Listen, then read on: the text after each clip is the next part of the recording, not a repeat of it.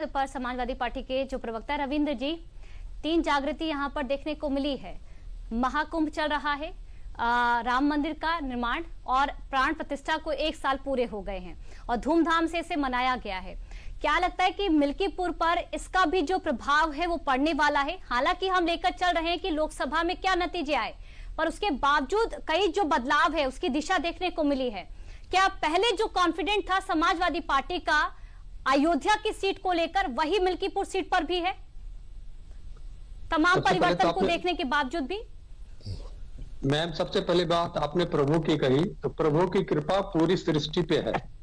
तो भारत पे ही नहीं है, अमेरिका पे ही नहीं है, मिल्कीपुर पे नहीं है, पूरी सृष्टि पे है।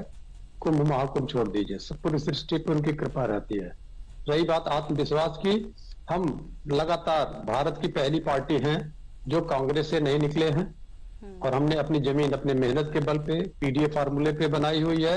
हमारे पास तब भी मनोबल था जब हमारे पास एक भी रुपया नहीं था और हमारे पास एक भी आदमी नहीं हुआ करते थे, तब भी मनोबल था, आज भी मनोबल है। अपने इसी मनोबल के कारण, हमारे इस मनोबल के कारण भारतीय जनता पार्टी, जो भारतीय जनसंघ थी, घुटनों के बल रेंग के हमारे पास आई थी कि हमको सत्ता में ले लीजिए। 67 में, 70 में, 77 में, 89 में, ये मेरा मन, हम लोग का मनोबल है, हम अपने मनोबल को बनाए रखें। धन्यवाद जी। रविंद्र जी, जी, हम जिस तरह से देख रहे हैं कि अजीत प्रसाद अपनी जीत का दावा कर रहे हैं, अवधेश प्रसाद भी उन पर कॉन्फिडेंट हैं और समाजवादी पार्टी भी कॉन्फिडेंट है, पर पीडीए को लेकर अगर आपसे जानकारी लेना चाहें, क्योंकि देखिए यहाँ पर अगर बीजेपी की तरफ तस्वीरें उठाकर देख लें तो महाकुंभ का आयोजन हो रहा है और राम मंदिर प्राण प्रतिष्ठा को 1 साल भी पूरे हुए और उसको लेकर भी भव्य कार्यक्रम का आयोजन हुआ।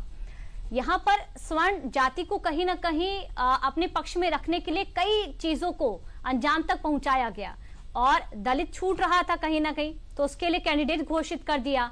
और इसी के साथ तीसरी बड़ी चीज ये हुई कि नया चेहरा घोषित किया है। रविंद्र जी, जो चेहरा है वो बाहरी है। प्लानिंग को, इस स्ट्रेटेजी को बीजेपी के आप कैसे देख रहे हैं? बीजेपी को 3 दिन पहले चेहरा मिला है और बाहरी चेहरा मिला है, स्थानीय की चेहरा नहीं निकल पाया, तो ये बीजेपी के लिए स्वयं में भी एक नुकसान का विषय है। दूसरी बात, आपने प्रभु श्री राम मंदिर के उद्घाटन की बात कही। प्राण प्रतिष्ठा तो हम लोग मानते नहीं है, क्योंकि हमारे जो हिंदू धर्म के सबसे शीर्ष नेतृत्व होता है, आचार्य शंकर की पीठ होती है। आचार्य शंकर के पीठाधीश्वर ने कह दिया कि वो प्राण प्रतिष्ठा अवैध है, तो हम लोग अवैध ही मानेंगे।